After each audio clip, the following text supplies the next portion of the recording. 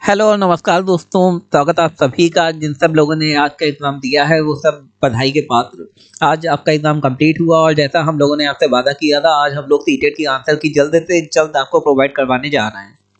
दोस्तों, सबसे important question जो भी आज सीटेट में आए हैं, तो वो हम लोग देख लेते हैं सबसे पहले। तो पहला क्वेश्चन हमारा है, वे कथन जो आपसी व्यवहार में सामान्य रूप से प्रयुक्त होते हैं उन्हें कहते हैं। ऐसे कथन को क्या कहते हैं जो आपसी व्यवहार में प्रयुक्त होते हैं? पहला क्वेश्चन आंसर है अनौपचारिक कथन, औपचारिक कथन, प्रासंगिक कथन या फिर तर्क संगत कथन। तो इसका सही आंसर है अनौपचारिक कथन, क्योंकि ये आपसी व्यवहार में सामान्य रूप से, सामान्य रूप यहाँ बड़ा इंपॉर्टेंट है और सामान्य रूप से प्रयुक्त होते हैं, तो इन्हें अनौपचारिक कथन कहते हैं। इसमें कोई और औपचारिकता नहीं होती है, कोई भी ये सरकारी कथन नहीं है या फिर कुछ ऑफिशियल कथन नहीं है। आगे देखते हैं, व्याकरण शिक्षण की वह पद्धति अपेक्षाकृत अधिक उचित है जिसमें कौन सी पद्धति उचित है? बच्चे नियमों को कंठस्थ कर लेते हैं, मतलब रट लेते हैं, ऐसा तो नहीं होना चाहिए। बच्चे उदाहरणों से नियमों को की ओर जाते हैं। तो आगे बच्चे नियमों से उदाहरणों की ओर जाते हैं या फिर बच्चे सूत्रों का प्रयोग करते हैं। तो कंठस्थ तो बिल्कुल रॉन्ग कर देंगे पहले ही। सेकंड वाला है, बच्चों सूत्रों का प्रयोग करते हैं, व्याकरण में सूत्र बिल्कुल रॉन्ग कर देंगे। आगे आंसर दिया है, बच्चे नियमों से उदाहरण की ओर जाते हैं। बच्चों को पहले आप उदाहरण दीजिए, समझाइए। आगमन और निगमन विधि अगर आपने पढ़ी हो तो पहले बच्चों को उदाहरण दीजिए, उससे बच्चे नियम खुद ही बनाएं। तो ये आपका आंसर सही है। आगे देखते हैं, बच्चों में भाषा प्रयोग की दक्षता विकसित करने के लिए आवश्यक है। भाषा प्रयोग करना बच्चा समझ जाए, इसके लिए क्या आवश्यक है? उनमें बिल्कुल दक्ष हो जाएं, उन्हें सुनने और बोलने की पूरी आज़ादी हो, या फिर उन्हें कविताएं याद हों, या फिर मुहावरे याद हों, या फिर वे किसी वक्ता के साथ रहते हों। तो सबसे सही उसका आंसर है कि उन्हें सुनने और बोलने की सबसे ज़्यादा आज़ादी हो। तो ए नंबर आंसर हमारा राइट हो जाएगा। आगे देखते हैं, हिंदी साहित्य के इतिहास के संबंध में modern vernacular literature of Hindustan किसने लिखा है? ये आपने काफ़ी बार पढ़ा होगा और ये मैं कहता भी आया हूँ, काफ़ी इंपॉर्टेंट क्वेश्चन है जो काफ़ी बार आ चुका है। तो इसका सही आंसर है जॉर्ज अब्राहम गियर्सन ने। आगे क्वेश्चन देखते हैं, भाषा सीखने में सबसे बड़ा बाधक तत्व हो सकता है।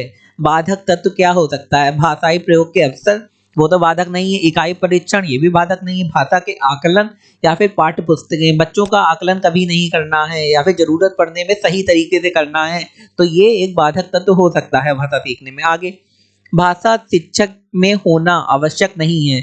भाषा शिक्षक में क्या होना आवश्यक नहीं है? भाषा का जो शिक्षक होता है उसमें क्या नहीं होना चाहिए? व्याकरण का ज्ञान बिल्कुल होना चाहिए, सुंदर लेख बिल्कुल होना चाहिए, विषय और मूल्यांकन विधियों का ज्ञान बिल्कुल होना चाहिए, रसायनों का ज्ञान नहीं होना चाहिए। तो ये इसका सही आंसर है कि ये नहीं, रसायन का भी ये भाषा शिक्षक में क्या उपयोग। आगे क्वेश्चन देते हैं, भाषा सीखने का सही क्रम क्या है? ये भी मैंने काफी इंपॉर्टेंट क्वेश्चन बताया है, ये हर बार आता है। तो ये वाला मैं आगे वाले जो बच्चे देने वाले हैं उनके लिए भी इंपॉर्टेंट क्वेश्चन ये मैं कर देता हूँ, लिख देता हूँ। तो इसमें तरीका क्या है भाषा सीखने का? पहले बच्चा सुनता है, जब बच्चा बहुत छोटा होता है तो वो न लिख पाता है ना बोल पाता है, पहले क्या सुनता है, फिर धीमे धीमे वो बोलना स्टार्ट करता है, फिर धीमे धीमे वो पढ़ना स्टार्ट करता है और उसके बाद सबसे लास्ट में लिखना स्टार्ट करता है। तो ये आप बेसिक लॉजिक लगाइए, जैसे आपने भाषा सीखी वैसे ही बाकी बच्चे भी भाषा सीखते हैं। तो इसका ये बी नंबर आंसर सही होगा। आगे देखते हैं क्वेश्चन, 8वीं कक्षा के बच्चों के भाषा आकलन के लिए आप किसे सबसे कम महत्वपूर्ण मानते हैं? कौन सी चीज सबसे कम महत्वपूर्ण है 8वीं कक्षा के बच्चे के भाषा आकलन में? किसी कहानी को नाटक के रूप में रूपांतरित करना बिल्कुल बढ़िया है, बच्चे अच्छे से समझेंगे। साहित्यिक समारोह का आयोजन करना, या फिर लिखित परीक्षाओं का आयोजन करना, या फिर किसी विषय पर अपने विचार प्रकट करना।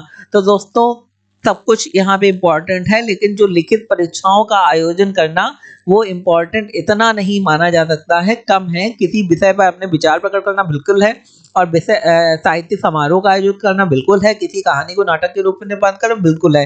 तो इसका आंसर ये सही है। यहाँ पे आंसर कुछ रॉन्ग दिया है, हमारी टीम से कुछ गलती हुई है, तो इसके लिए माफी। आगे देखते हैं क्वेश्चन, गद्य शिक्षक में काठिन्य निवारण किया जा सकता है।